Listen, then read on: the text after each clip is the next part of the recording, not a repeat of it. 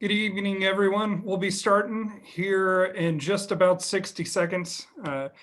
We'll wait for a couple more attendees to be flowing in and we'll get started. Just as a little bit of housekeeping, this presentation this evening will be recorded and all of you will receive a link to this recording. The slide deck that we're working off of will also be available and all registrants will receive a copy of the slide deck.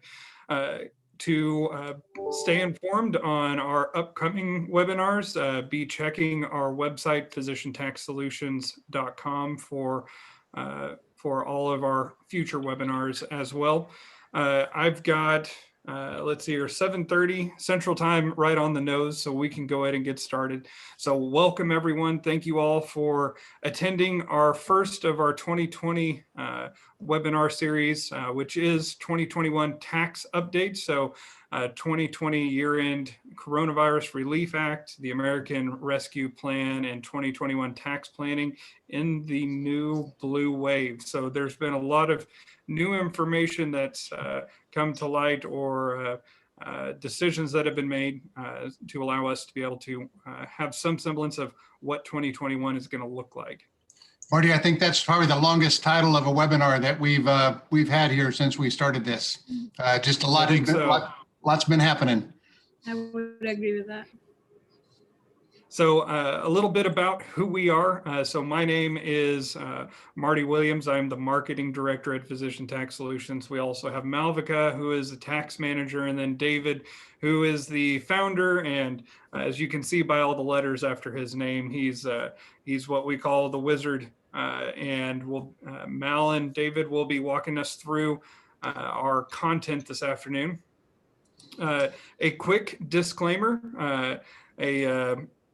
we would like for everyone to take in this information. These are general recommendations that we do recommend to our clients. However, I would like you all to understand that these might not be specific recommendations that fit your situation. I would highly recommend you reach out to myself and the rest of the team at Physician Tax Solutions so that we can do a deeper dive into your personal situation and make good recommendations based off of your needs and what is available to you. Diving into this agenda, we'll start off by recapping the 2020 year-end Coronavirus Relief Act, and then move into the American Rescue Plan, which is which is in proposal form today. Then what to expect in the future. So that's the past and the present. Where are we taking this from here? Then we'll discuss some 2022, some planning timeframes up to 2022. Obviously, the Biden tax proposals, until we have better information, we're going off of what we know he has said or what he has backed to this point. And then we'll go over some top tax planning tips and strategies based off of the information that we know today. And then we will finish up the day with a Q&A. So if you have any questions during the presentation, I highly recommend you all list those questions in the Q&A box. And once we get to the end of the presentation and to the question and answer portion, we will do our best to answer all of the questions that you all have this evening. So with that being said, I'm going to turn the mic over to Mal to start in on the review of the most recent acts. And Marty, just in case people are interested, we'll talk about it at the end, but if you want to go ahead and put in the chat box how they might be able to contact you to schedule a no obligation initial consultation, then that could be there in the chat box for people to be able to access and go ahead and schedule something. Absolutely. So I'll put in a link in the chat box. This is a link directly to my calendar. So if you would like to learn more about what we've discussed today or your personal situation, you can follow this link and schedule a call with me. Thank you, Marty. And thank you everyone for joining us today to go over briefly with all the new provisions that have come up. So I'm going to go ahead and start with the review of the year-end Coronavirus Relief Act. So basically the highlights that we have here is the additional refundable tax credit that everybody knows about. In the beginning of the year in 2020, we got the $1,200 credit. And then almost at the end of the year, we've seen most of the population get about $600 per eligible family member or $600 per taxpayer. And if you're married filing jointly, you guys got $1,200 on that. In addition to that, there was also a $600 per qualifying child that was given. You must have seen this come through, given that you qualify or fall under the $75,000 of modified AGI for single filers and for 150 cap for married filing jointly. And then you see the phase out come out after the $75,000 for single and then the 150 for married filing jointly. And then the deductibility of PPP funded expenses, a little bit to talk about it, is the act clearly says that the gross income does not include under the forgiveness of the PPP loan. So, and then also the deductions are allowed for the deductible expenses paid with those proceeds that you got from the PPP loan that was already forgiven. So that was a tremendous gift that we were not guaranteed of seeing. The IRS had come out earlier in the year with a notice saying that the gross income was not that was forgiven, or I'm sorry, that the forgiveness of the PPP loan was not going to be gross income, but any expenses that you spent that PPP loan also could not be deductible. So that was a matching of non-taxable income with non-deductible expenses. So it's been a real gift that Congress gave us in that loan forgiveness is not income, but now we get to deduct all of those expenses. So that was a very positive part of this tax bill. Yeah, there was a lot of going back and forth on that one, David, if you agree. Yeah, and now we're into PPP2 territory. So we'll talk a little bit about that as well. So a couple of other things that we had were the tax extenders. On the medical expenses for your itemized deductions, the floor still stays at 7.5%. Earlier, it was 10%. And then a little bit of section 51 that talks about your work opportunity credit that was extended to 5 years. That's where the employers hire targeted members, and then that's where you get the work opportunity tax credit. And then you have and then it also talks about section 127, that's the exclusion of employer payments to student loans. That's where it allows an employee to exclude from up to like $5,000 to $50 of those educational assistance, be it undergraduate or graduate level, regardless of whether whether the education is related to his or her job. Yeah, and where this really helps is for those clients that still have some student loan debt, their employers now can pay down up to $5,250 of their principal.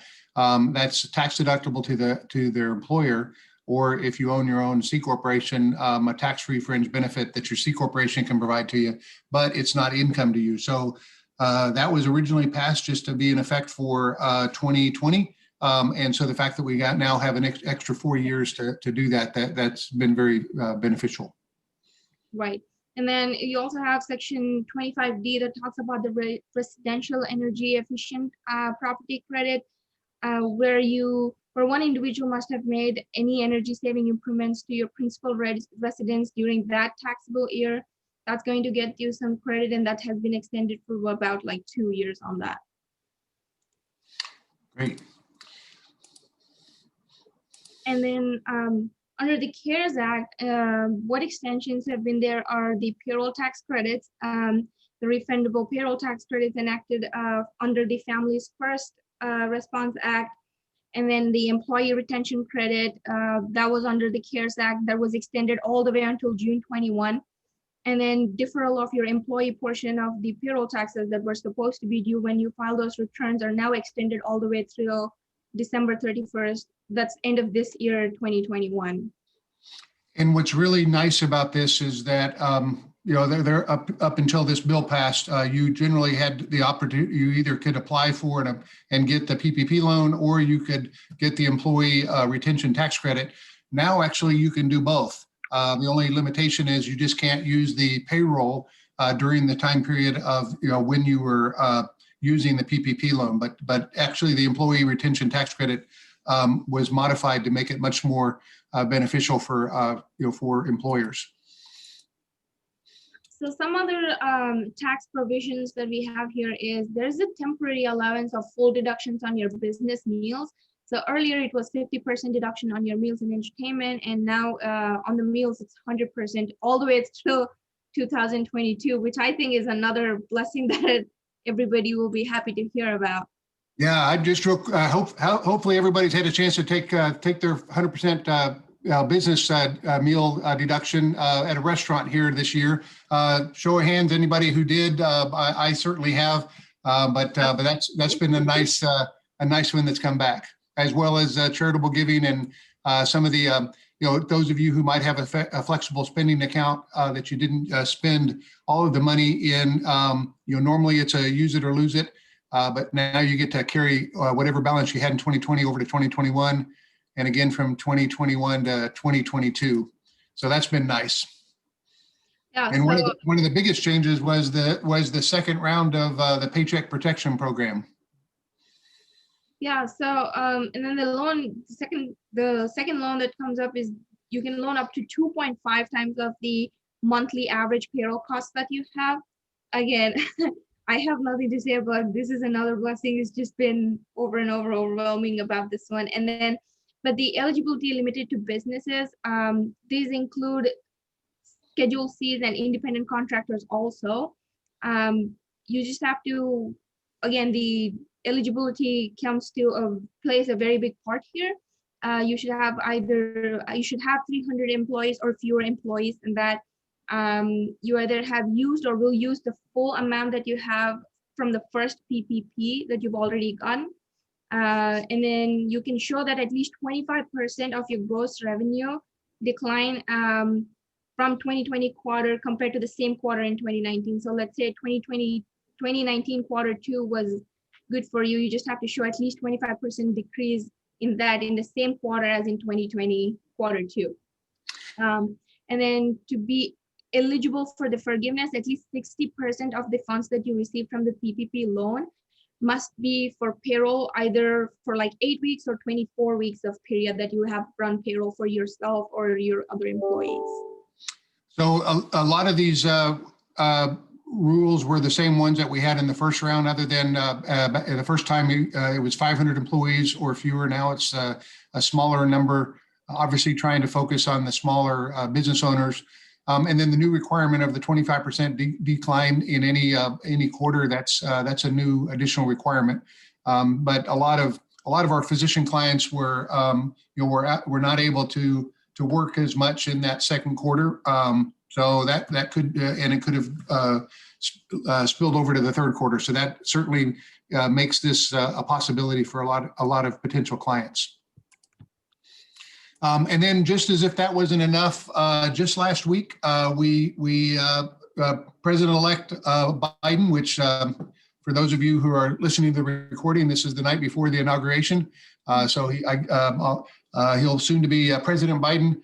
He came out, announced with 2 new programs that he plans to implement. One, which is called the American Rescue Plan. He plans to introduce or have the House of Representatives introduce legislation as soon after the inauguration as possible. A couple of the big benefits here, not so many of these are going to be tax related. These are more getting money out to parts of the economy and people to get them back to work and to help them recover. For individuals, there'll be an additional up to $1,400 on top of the $600 that was passed at the end of December. Additional or extension of unemployment benefits of $400 a week, food banks, child care tax credits that will be also refundable, including extended medical and leave act, and then an expansion of the earned income credit. So a lot of those won't affect a lot of our clients, physician clients, but some of the lower income taxpayers, it may help.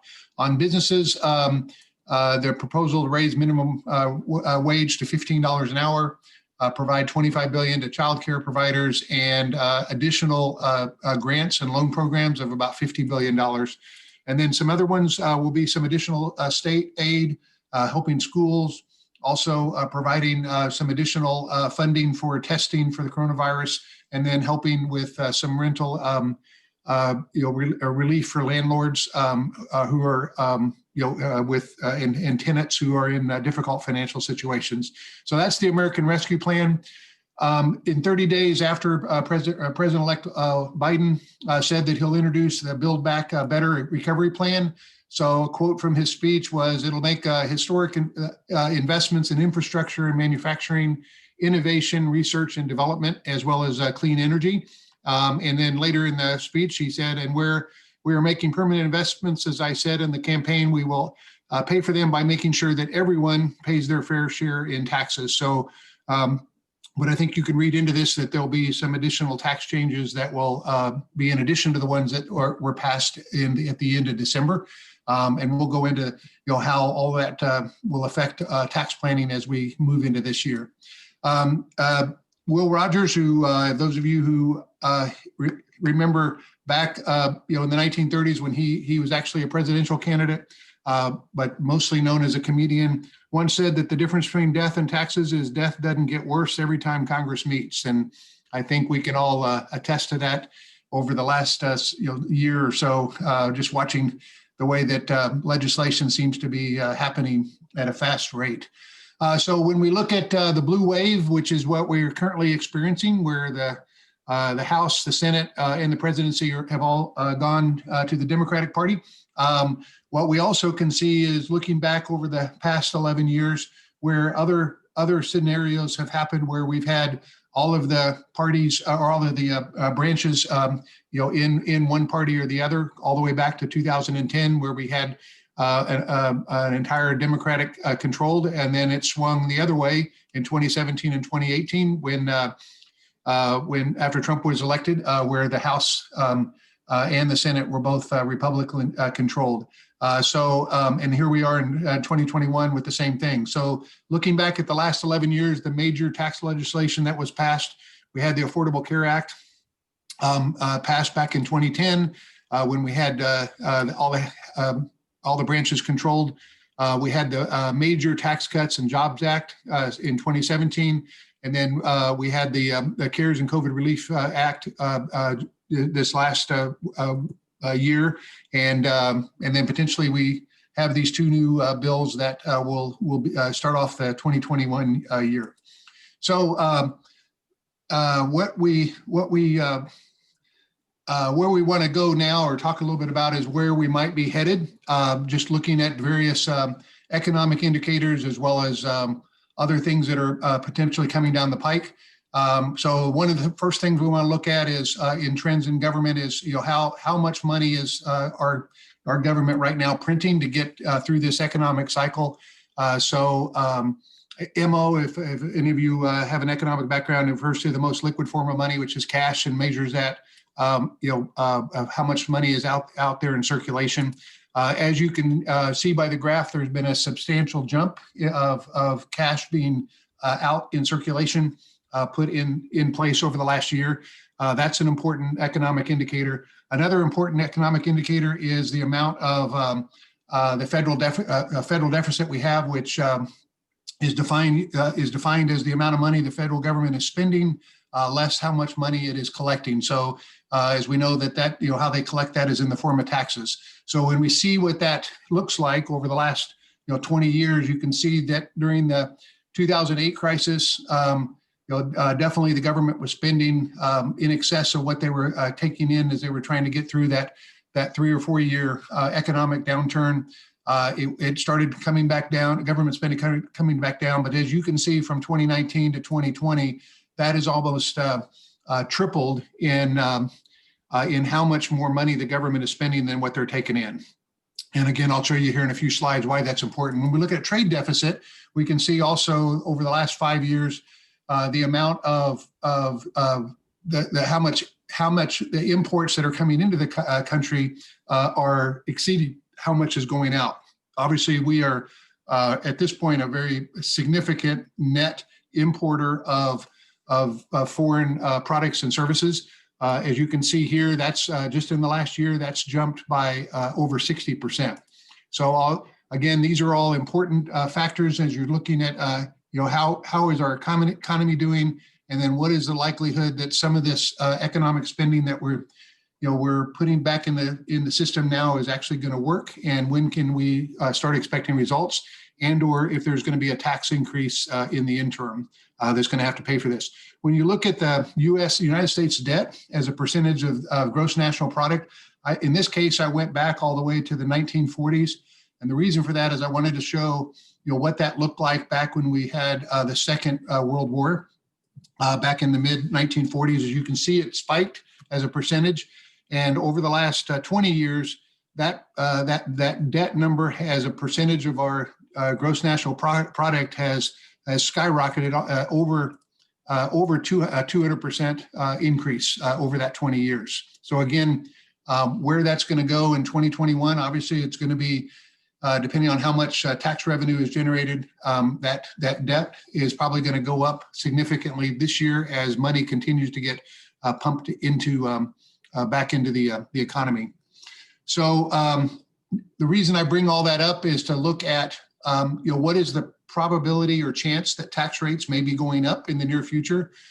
This graph shows what the highest individual marginal income tax rate has been all the way back to when the income tax got enacted in the 16th Amendment in 1913. As you can see, in the very early years, it was a flat 7%. Very few people actually even paid that 7% tax. But starting around the time of World War I, that highest marginal rate jumped all the way up into the mid 70 percentile range and stayed fairly high, and then jumped up again during the World War II area. So the box at the bottom, between 1940 and 1947, the highest marginal rate hovered between 81% and 86%.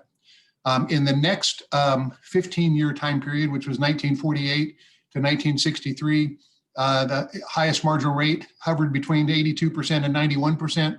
And for the next 16 years, from 1964 to 1981, it hovered between 69.13 and 77%.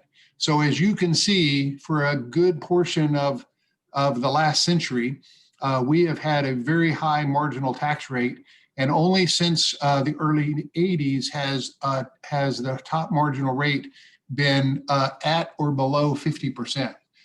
So as you can see, the perfect storm of continued government spending, government debt, without having the offsetting revenues to offset it, is at some point that's going to have to correct itself. So as we've seen over the last couple of years with all the new spending that's been going on, it's very likely, in our opinion, that tax rates have got to do nothing but go up. And we'll talk a little bit about why that is important for purposes of starting to do some tax planning this year. So when we look at the other factors about the U.S. government, in 2019, gross national product was about 21 trillion. Federal spending was about hovering around 4 trillion. And the percentage of that, of how much money it was going back into the federal government for programs, hovered at around 19%. The difference between 2019 and 2020 is gross national product actually went down a little bit, obviously because of the economy and COVID. U.S. spending went up to just about $6 trillion. But the government, the amount of the money that was going to the federal government was almost 30% of that. So it went from 19% to almost 30% in just 1 year. So there's a well-known venture capitalist by the name of Ray Dalio. He's very successful on Wall Street, billionaire. Wrote a book that's getting ready to be published called The Changing World Order. And he also wrote a book called Principles, which is a very good read if you really want to understand the economies and the history of our societies over the past several centuries. So he has created a curve in his book where he talks about the typical cycle that empires or major economies go through when they rise and then when they decline. And he talks about a new world order generally when it comes into existence. As you probably know or can tell, that that goes through a period of peace and prosperity and productivity. But then as debt gets introduced and starts becoming overused, then it typically causes that curve to start turning down, where there's a series of economic downturns. And as you can imagine, as that economy is struggling, the government, to the extent that it can, starts printing money and extending credit. And at some point that's no longer available. And over history shows that generally that will result in some level of revolutions and/or wars, which then allows that that society to restructure the debt and the politics, and then we start a new world order. So, according to Mr. Dalio, in his opinion, the United States is right here at the printing money and the credit extension period. We're on the downhill of that cycle, according to him. When we look at that in comparison to where China is on the uphill side of that curve. So their economy is expanding, whereas potentially the U.S. is declining. So there's a concept out there. It's hard to pronounce, but I'll take a try at it. It's this Thucydides trap. So real briefly, what that means is it's a point at which two superpowers are crossing over each other. So one superpower's economy is expanding, the other one is declining, and at some point they cross each other. And over the history over the last several hundred years, going back into the 15th and 16th century, out of 16 times that's happened with different countries, 12 out of 16 of those had resulted in some form of a military conflict. So, and the reason that that's important in our situation is when you look at the economies of the United States and China, you can see that those economies, and based on GDP, have gotten closer and closer to each other, and now are in fact starting to intersect and cross. So, what are the risks out there for those of us who are investors in the stock market or in businesses, and/or we have employees out there? So, it looks pretty likely that we got tax increases coming down the pike. We potentially could have the stock market, based on huge swings in volatility, closing. We could continue to have lockdowns, depending on where the vaccine, how quickly that gets into the population. We could continue to have impacts from the virus. All of this could end up with the printing of money, resulting in some hyperinflation, continued social media bannings. As you can see, the list almost goes on and on, which could result in peaceful revolutions at multiple different levels. Could end up with the central bank having to reconfigure, possibly being taken over, and then heaven forbid, it could result in some level of military conflict.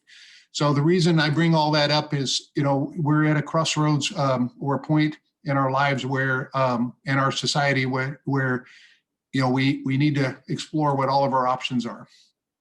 So what do we do now with that? The bottom line is we need to be prepared for almost any reality out there. So right now, what we can think about is looking at those things that fall into that range of possibilities that we can imagine happening. But we also need to be realistic, and just like nobody probably could have imagined what would have happened last year, 2 years ago. There could be a number of different things, quite frankly, an infinite number of things that could happen that we can't yet imagine. So again, preparation is key.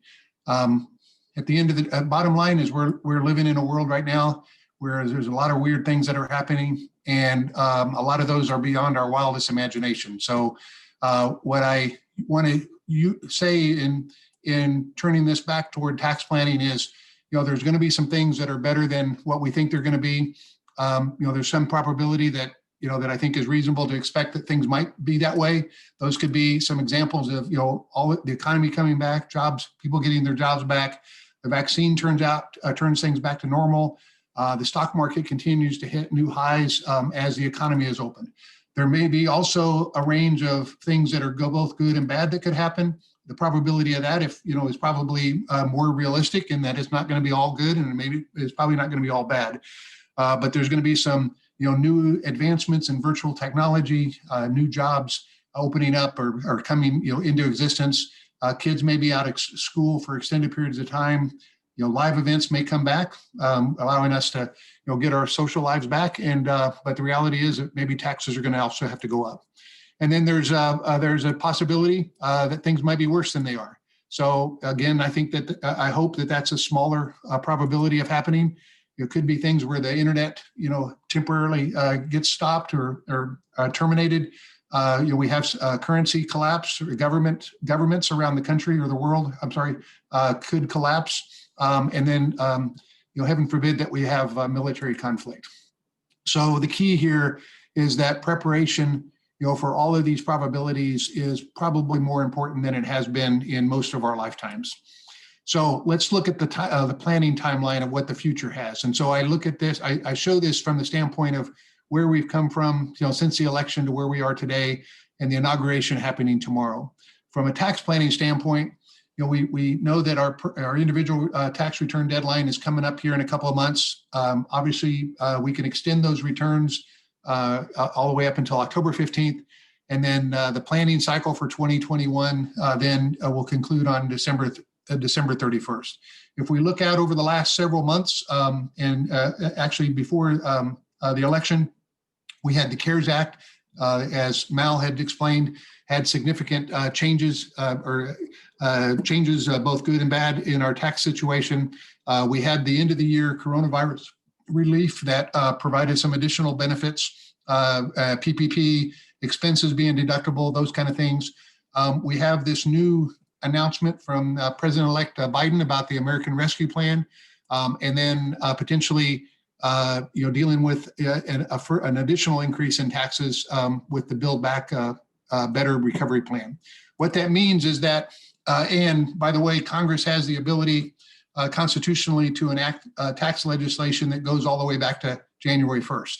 So what that means is we need to be prepared, for all of the different possibilities, both before all of this, the next level of legislation gets passed. So taking advantage of what the tax bills have been from last year that got extended into this year, and then what passed at the end of December.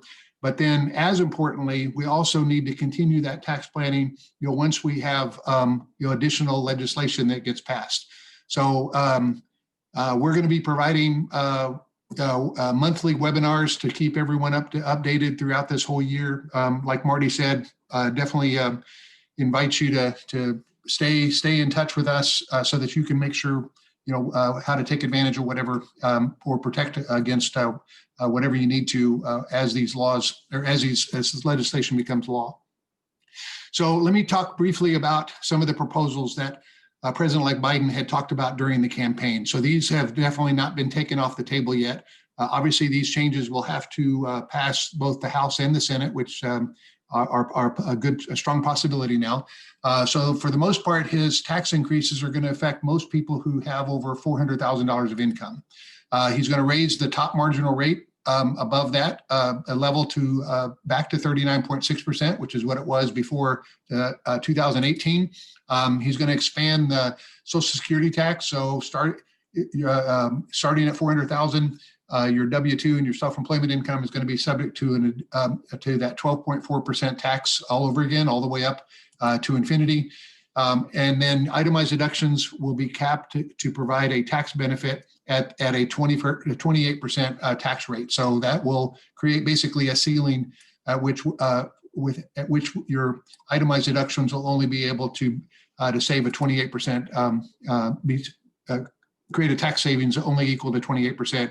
And then we'll have a new section 199A deduction phase out.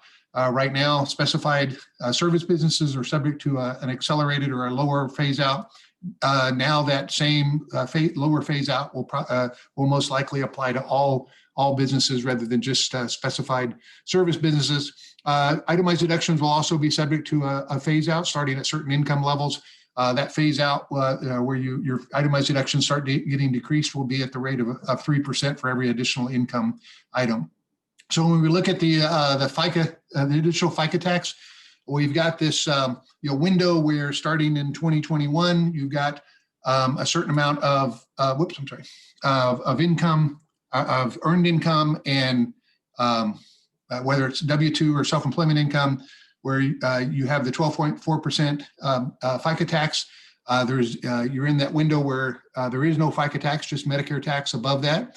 But then that 12.4% tax will come back in at $400,000 and on up. So what this means to a lot of our physician clients is that, those who are earning or their net income from their business and or their W-2 are over 400,000, there's going to be a lot of interest and ways to try to shelter that and keep that income below that $400,000 threshold.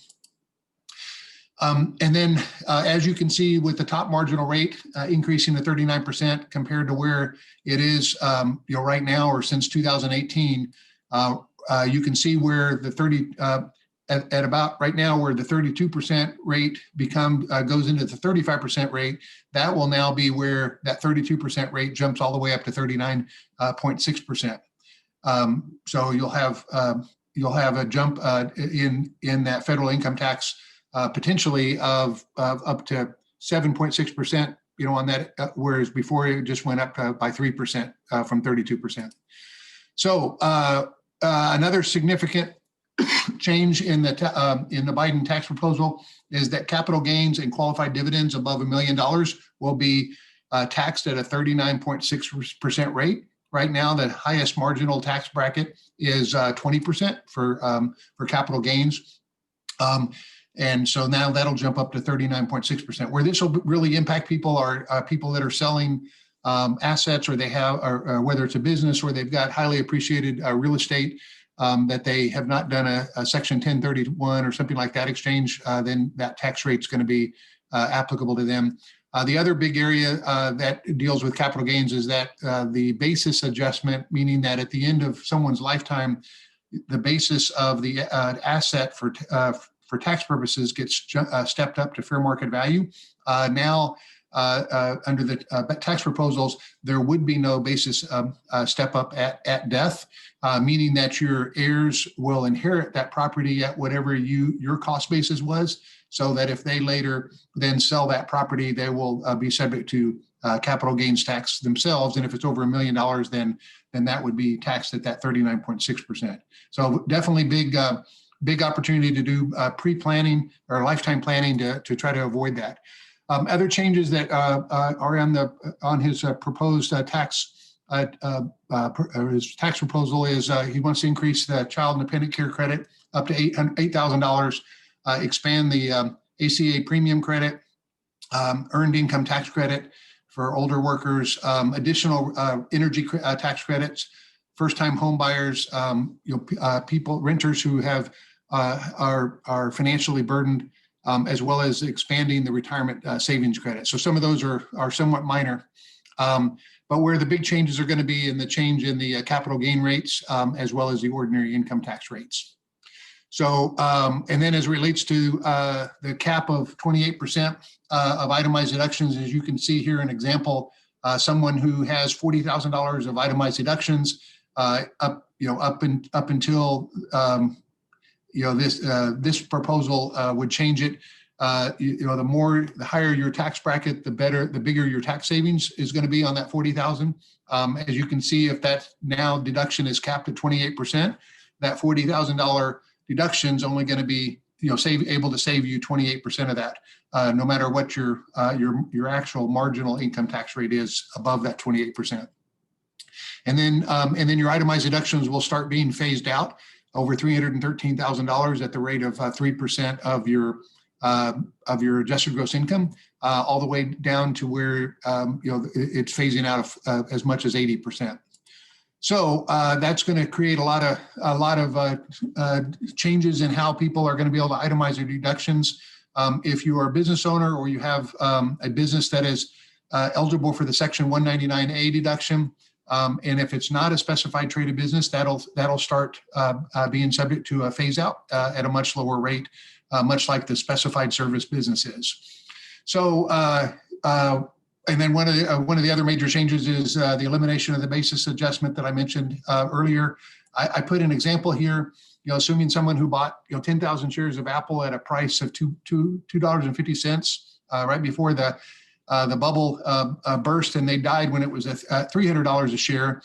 Under current law, if they had a taxable estate or the estate tax was 40%, they would pay a $1.2 million estate tax on that, and their heirs would end up getting $1.8 million of benefit or net value. Under the proposed Biden proposal, that $3 million would first be subject to an estate tax of $1.2 million, but then another $1.1 million would be paid in capital gains tax, assuming that was over $1 million of capital gain, and that would only leave $621,000 to the heirs. So as you can see, just eliminating that adjustment of basis up to fair market value could have a devastating effect on clients who leave significant estates to their family members. The exemption right now is for estate tax purposes is at $11.58 million. What Biden is proposing is to accelerate when that goes back to the $5 million, which was scheduled to happen in the year 2025, or at the end of 2025. He's proposing that gets accelerated and potentially reduced from the $5 million down to as low as $3.5 million. So you're not only going to have estate tax planning issues that you're going to need to address, but in addition to the income tax planning that benefits or the consequences that we talked about. He also is proposing raising the corporate income tax rate. Right now it's at a flat 21%, up to 28%. So some of the tax planning that we right now have where we shift income from potentially a high tax bracket down to a lower C corporation, that will start losing some of the benefit of doing that under the Biden proposal. So what can we do to start taking advantage of these rules, and what are some planning ideas that we can do now? Again, like I mentioned earlier, there's going to be a couple of different phases of tax planning this year. One is what we know we can do now based on the law that's already on the books. But again, once that new legislation comes down, we're going to need to be very proactive and make sure we've got plenty of time for the rest of this year to put in place whatever we need to, based on the new bill. One of the first things you need to do is just understand what your marginal tax bracket's going to be. So not only know where you were in the past, what your average or what your marginal rate was based on your level of taxable income, and then where it's going to be potentially in 2021 under the potential new rates. So knowing your marginal tax rate is probably the best starting point, so that as you are able to make decisions on things that might be deductible to lower your taxable income, you'll know basically what the marginal rate is that you're going to be able to save taxes at. So the first recommendation that we have, and we got 14 here, is take advantage of whatever your employer has as far as a fringe benefit. Those are especially the ones that are tax favored. Max out every one of them that you can, that makes sense, that you can afford. Also, if you are eligible, one of the best tax strategies out there is to maximize your health savings account. It's what I call the triple threat of tax planning, where you get to deduct the contributions, the money or the investments grow tax-free, and if you take it out to use for medical expenses, then the withdrawals are tax-free. So that's one of the best initial tax planning recommendations that I could make for somebody. Another recommendation is to harvest capital losses if you have them. The reason for that is capital losses carry over into for the rest of your lifetime, and if and when you do have capital gains, you would have had basically banked the opportunity to have a capital loss that can offset that. If you are going to sell something that you didn't really intend to sell, other than you had a loss and you would otherwise want to buy it back, just make sure you wait at least 30 days to be able to buy that back. Otherwise, that loss will not be allowed. And any losses you have each of those years that you don't have capital gain, at least you're going to be able to deduct at a rate of $3,000 a year. Another strategy that I recommend doing is go in and look at your investment portfolios, both within your taxable accounts as well as your tax deferred accounts. There may be some moving back and forth between things that make more sense that you have in your tax deferred account, and then things that may make more sense that you have in your taxable account. So if you do your own investments or you work with an advisor, just make sure you're looking at your underlying stock portfolio to make sure that they're the most tax efficient. And then another strategy that you might think about doing is bunching your itemized deductions. So if you're borderline where you have a standard deduction in most years, but for perhaps a charitable deduction or you've got mortgage interest, what you may want to think about doing is accelerating perhaps in a higher taxable year your charitable deductions. One way you can do that and still stay in control of the money that you've contributed is to make that contribution to a donor advised fund, which you would control, and then you can make those gifts to your charity of your choice out over a longer period of time, as long as you've put that money all in the donor advised fund in the year that you want to claim that deduction. So a fifth strategy, which I think is a very popular one right now that we're helping a lot of our clients with, is to look at the benefits of potentially converting some of their tax deferred retirement accounts over to Roth IRAs. There's several different types of retirement plans that might be eligible for that conversion. You want to make sure that the tax rate that you're having to pay the tax on that Roth is lower than what you think your tax rate is going to be in retirement. So this example here shows that if tax rates don't change between now when you take the money out of your Roth and when you retire, then there's basically no benefit to doing a conversion to a Roth. So again, if we can get your taxable income rate down lower, there's usually a sweet spot at where that happens. But for most of you, if we can through other tax planning strategies, keep you in about a 24% federal marginal rate, assuming that you think your federal income tax rate is going to be 24% or higher when you retire. There's generally going to be a sweet spot where it makes sense to do the Roth conversion. Another strategy is take advantage of the available college savings that we have out there, to the extent that you have the ability to put your children on payroll and give them a W-2. One of my favorite strategies is to fund a Roth IRA, just because there's a lot of different things that money can be used for. But if you're not eligible to do that, then funding a 529 plan may make the most sense. At least that growth or that investment then is tax deferred or tax free if you use it on education. So David, going back on that Roth versus 529, what do you think are the best? What do you think is the best one between those two? Between which two? The Roth for your children versus the 529 plan. So I've been a fan of the Roth IRA just because when the children get to that age of college, if you need to take it out, you get to take out the amount that you put in after tax first, and the income growth is taxed last. Plus, it's taxed at the child's rate, which for the most part, while they're in college, they're probably not going to be in a high rate. If they don't need it for college and you've put this money aside, then you basically have helped set your kids up with starting to be able to fund their own retirement someday. So you've started them on that path. They could also use it as a down payment on their first house without having to pay that 10% early withdrawal penalty. Okay. So it just gives you a lot more options, where the 529 plan, at the end of the day, if you don't spend on education, it comes out subject to an income tax. Okay. A good question.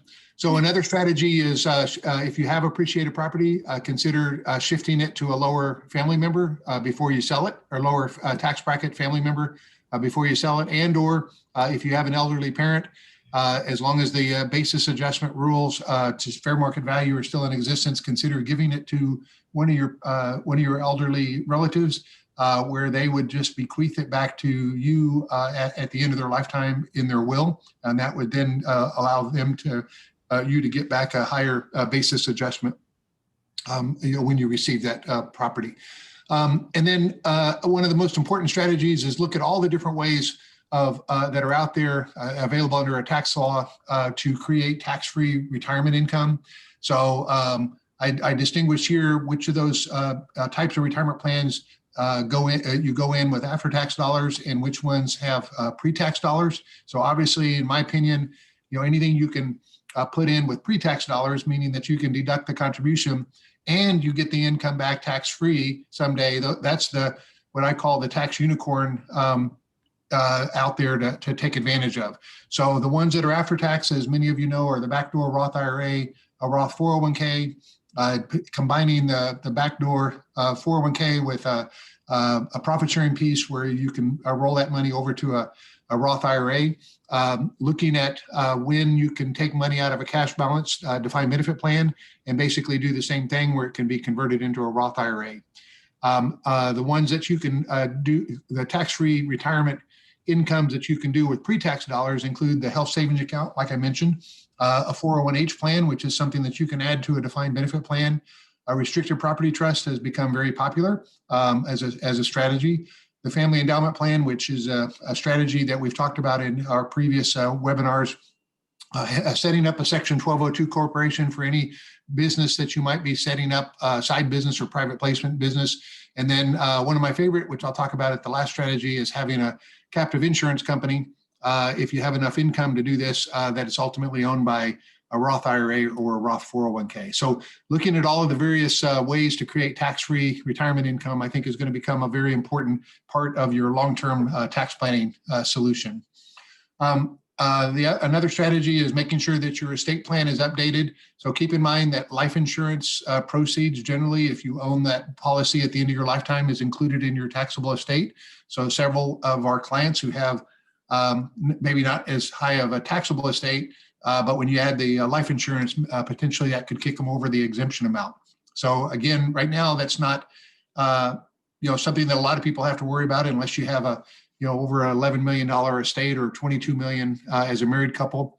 But if that goes back down to $5 million, or as President-elect Biden has proposed, potentially as far down as 3.5 million, then that's going to become even more important.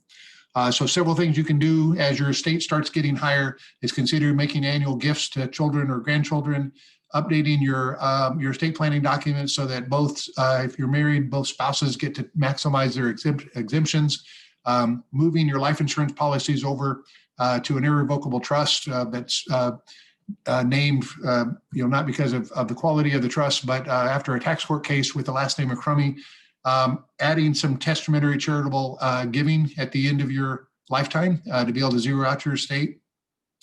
You can even have your home owned by irrevocable trust that would get it out of your taxable estate, and then definitely making taking into account potentially selling your house while you're still alive, and potentially using the Section 121 exclusion, which is up to $500,000 if you're married. As a matter of fact, you get to use that every 2 years, as long as you've lived in your house as a primary residence for 2 out of every 5 years. So estate planning is very important. Also consider creating a defined benefit plan or a profit sharing plan. The tax law changed at the end of 2019 that allowed you to adopt a defined benefit plan or profit sharing plan for the prior year, all the way through the due date of your tax return. So one of the a lot of people don't know this, but because the old rule used to be that you adopt that defined benefit plan or profit sharing plan, or in the case of a solo 401k plan, you had to adopt that in the by December 31st in order to be able to contribute to it for that year. Now on the solo 401k piece, just be mindful that wouldn't apply to the 401k piece of it, but it would apply to the profit sharing piece, which is the $37,500 amount. Anyway, so that you can now adopt that all the way up to the due date of your tax return. So if you have a S corporation, for example, that's due on March 15th, and you file an extension, that gives you until September 15th to adopt and fund that retirement plan and be able to claim that deduction back on your 2020 tax return. Another strategy is if you have the benefit of having 1099 income or self-employment income, just make sure you're maximizing everything you can, like your 100% business expenses, those type of things, vehicle, home office, putting your kids and or spouse on payroll, Just keep mindful that you have to pay yourself at least a reasonable salary. So we do a reasonable compensation study for our clients just to make sure that they're keeping their W-2 in that range that they need to. And then just make sure that if you can, you're getting the benefit of that Section 199A qualified income, business income deduction of 20%. If you have the ability to have an S corporation, you probably also have the opportunity to set up a C corporation. Like I mentioned, right now, the flat tax rate of 21% usually allows people to shift income from their higher marginal rate down to 21%. But probably more importantly, it's the ability to have any number of different fringe benefits that C corporations can have and provide to their shareholder employees that S corporations can't. So I mentioned a couple of them here that are the more popular ones: medical reimbursement plan, education assistance, dependent care, and then COVID-19 reimbursement. You have the ability to pay yourself a dividend, which also could shift income, down to the lower capital gain rate, if that makes sense. And then, like I mentioned, shift income down to that flat lower rate. So that's tax strategy number 12. Number 13, there's going to be a lot of investment opportunities out there in small businesses. Oil and gas, right now, oil and gas has gone through a really low period, but as supply starts being restricted, whether that's a reduction in fracking and or closing the Keystone pipeline, that's going to cause an increase back of oil and gas prices. So now could be a really good time to invest in potential oil and gas projects. We have a lot of clients looking at those, as well as startup businesses. Oil and gas gets very favorable first year write-offs if you're buying working interests in all the different types of things that you can write off in the first year. If you do a startup company, definitely look at Section 1202. The reason for that is if you hold that stock for a minimum of 5 years and you sell that stock at least 5 years later, you can exclude up to $10 million of capital gain as long as it's a qualified small business. So definitely two things to be looking at for those of you who are a little bit more entrepreneurial. And then the last tax strategy that I want to close with is probably my favorite. It requires a little bit higher income to set this up, but it's setting up a captive insurance company that you can pay from your operating company, tax deductible insurance to be able to self-insure against risk that you otherwise wouldn't have a traditional policy for. The amount that you can contribute to that is generally the lesser of 10% of your gross revenues, your business revenues, or $2.35 million a year. And if you go one step farther, and that is have that captive insurance company owned by your Roth IRA or Roth 401k, that is the best of all worlds because you're basically super funding that Roth IRA or 401k with tax deductible dollars. And then ultimately, if you take that distribution out at the age of 59 and a half or later, that money comes back to you completely tax-free. So that wraps up my tax recommendations or tax strategies. Again, this is going to be a fluid conversation as we start this year, 2021. We're going to be updating our recommendations and talking about the new legislative changes that are happening throughout this year. So definitely stay in touch or stay tuned, and we'll be giving you more ideas as we go. Marty, do you want to talk a little bit about, for those of you who aren't familiar with our process? Yeah, so I know we've got a lot of current clients on our webinar this evening, and I know I recognize some of the faces or some of the names in the audience today, but for those of you that are not existing clients or are unaware of Physician Tax Solutions and what we do for our clients, we operate off of our strategic physician system model. What this looks at is 5 key areas that we'd like to focus our engagement around: save, protect, build, retire, and ultimately an impact.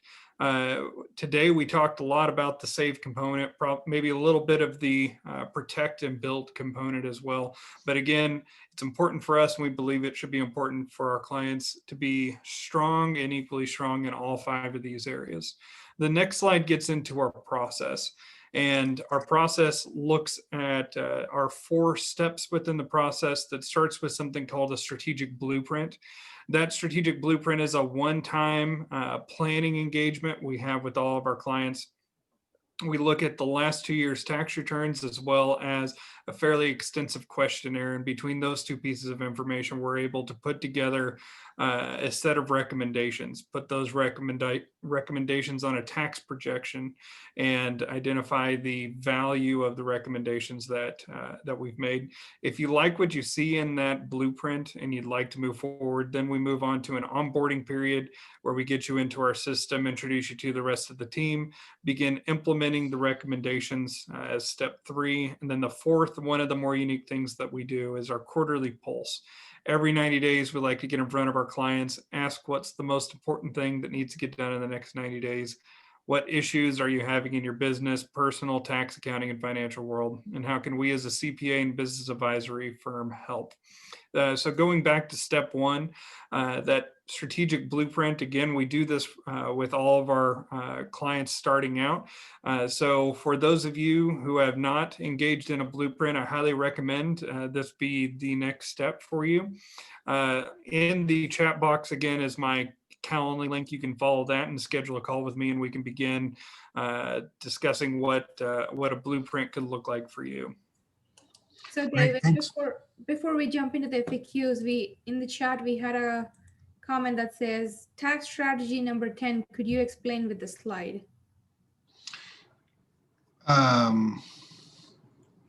Yes, so let's go back.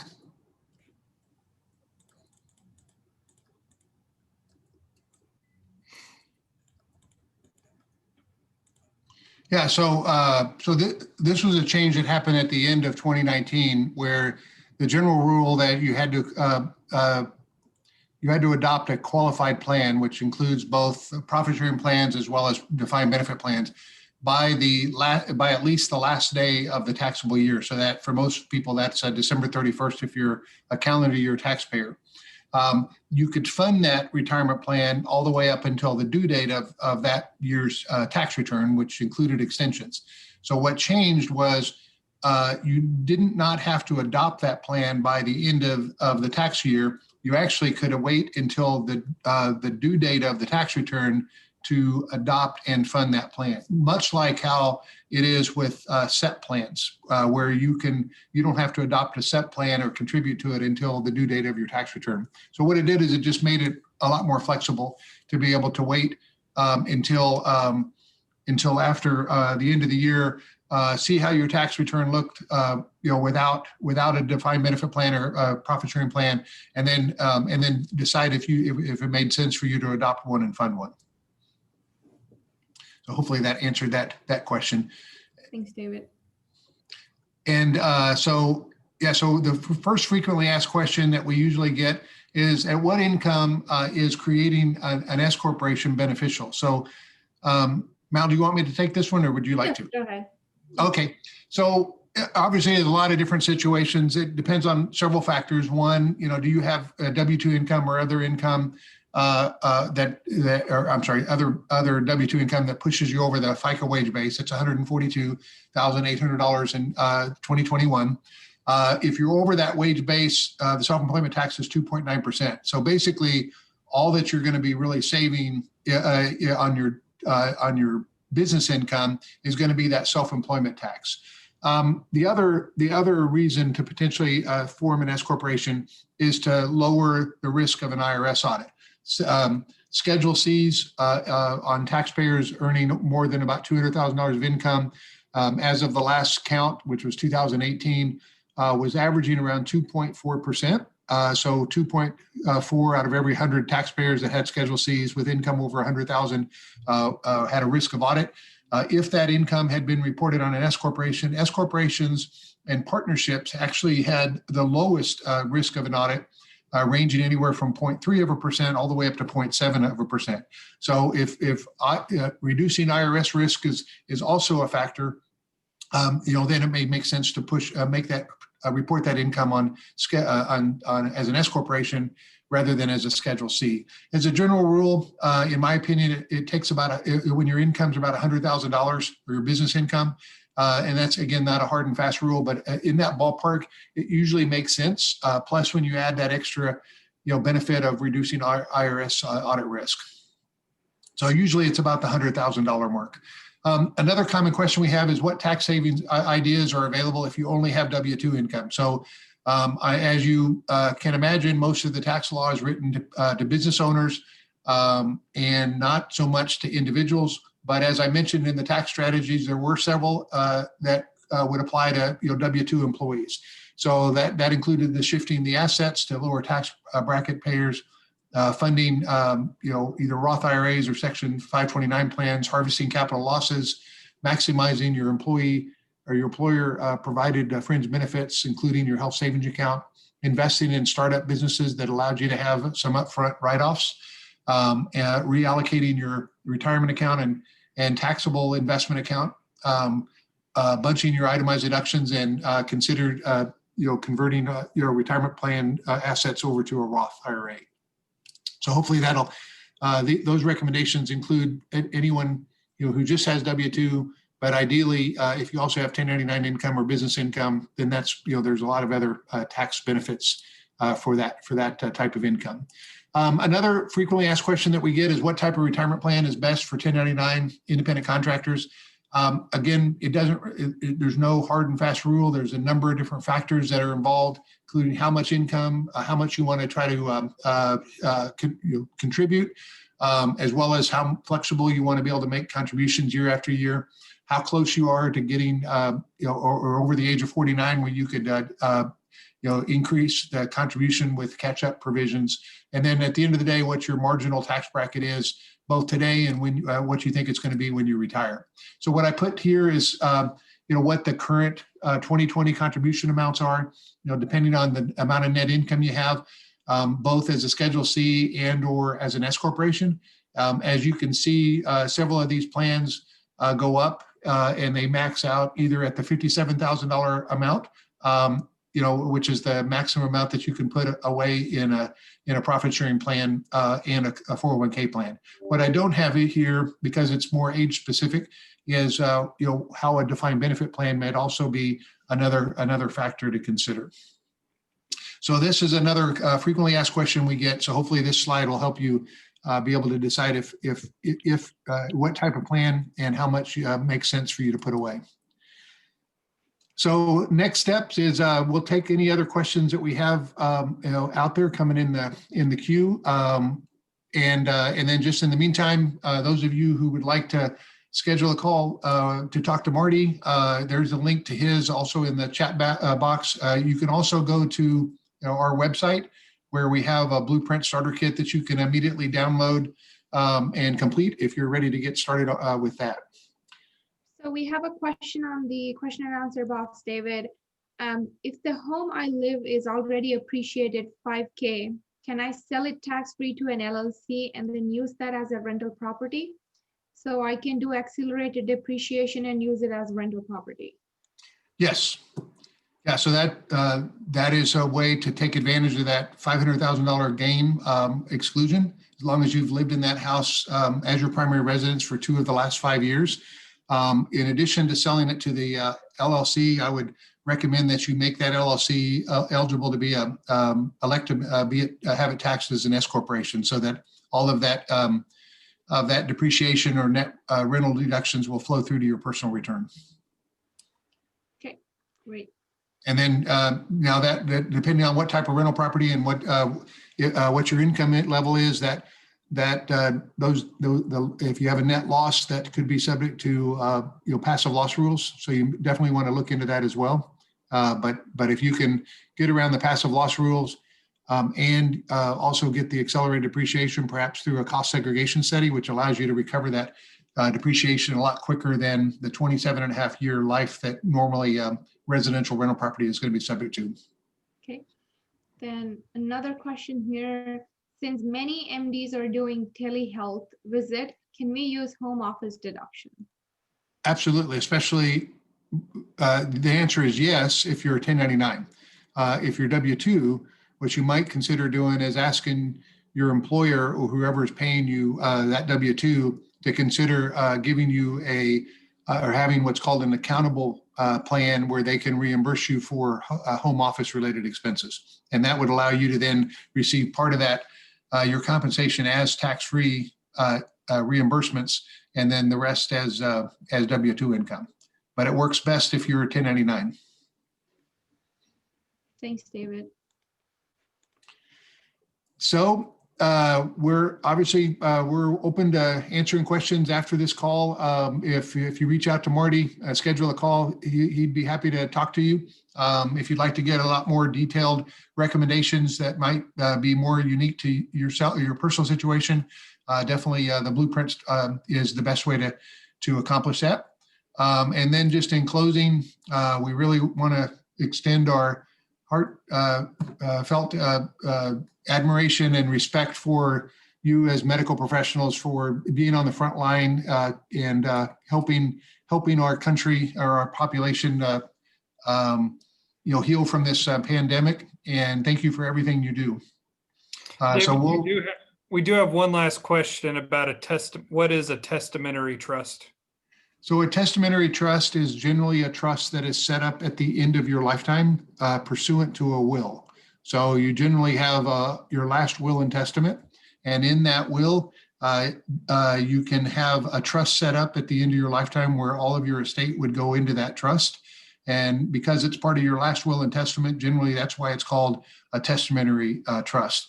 The opposite or an alternative to that is setting up what's called an inter vivos trust, which is a trust created during your lifetime. And that generally also is called a revocable living trust, to describe that. But that's a trust where you would create a trust today, put your assets in it, provide for yourself during your lifetime. At the end of your lifetime or your spouse's lifetime, you would provide for how the beneficiaries would be treated and what they would receive. And then at the end of both of your lifetimes, who would get your property or how that property would continue to be held in trust. Very good. All right. Thank you all very much for your time. Like David mentioned, we appreciate you sticking through to the end. And like I mentioned, be on the lookout for our future webinars for 2021. And you can always visit our website, Physician Tax Solutions, for any additional information. And have a good rest of your evening and have a very happy beginning to your 2021 year. Yes. Thanks, everyone. Thanks, Talk to you soon. Bye. Bye-bye.